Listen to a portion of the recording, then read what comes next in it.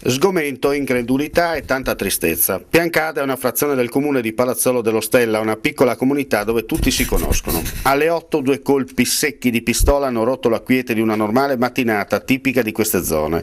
Pochi secondi e la tragica scoperta. È una vendetta personale, il movente dell'omicidio-suicidio. A ricostruirlo il procuratore capo facente funzioni Raffaele Tito. La vittima, Franco Johnny Pavan, 48 anni, finanziere in servizio alla compagnia di San Giorgio di Nogaro, una persona molto conosciuta in paese, impegnata nel sociale, era presidente del locale udinese Club, aveva denunciato il suo assassino per violenza sessuale ai danni di un parente. L'aggressore, Angelo Brocchetta, 66 anni di Carlino, gioielliere, era stato condannato in primo e secondo grado.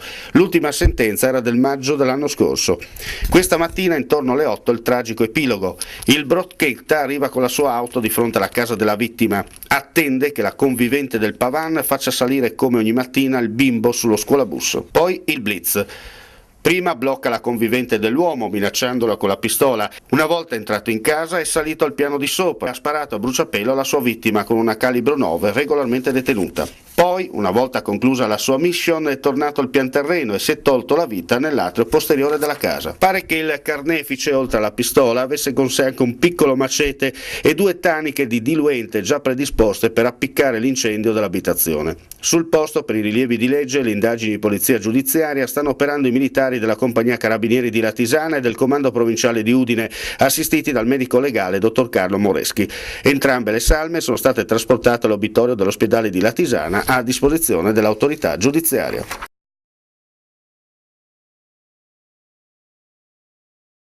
La tragedia consumata questa mattina a Piancada ha lasciato tutti di sasso. Mauro Johnny Pavan era amico di tutti, sempre disponibile, un vulcano di idee.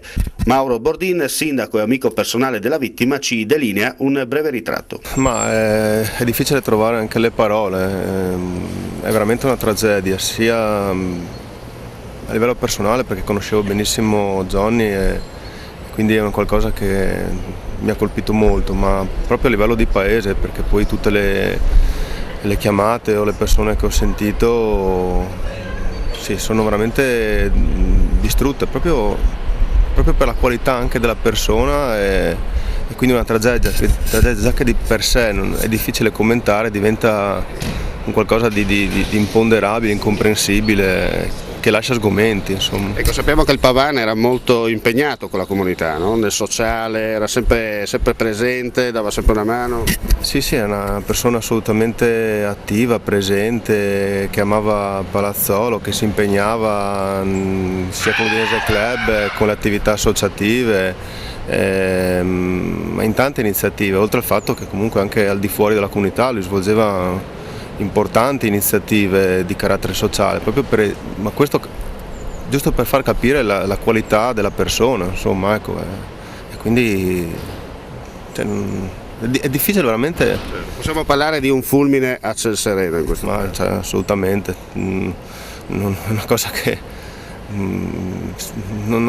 incomprensibile, cioè una cosa del genere veramente lascia sgomenti, insomma, perché non si riesce a pensare a qualcuno che possa ipotizzare un'azione del genere nei confronti di una persona talmente per bene come Johnny, insomma, ecco.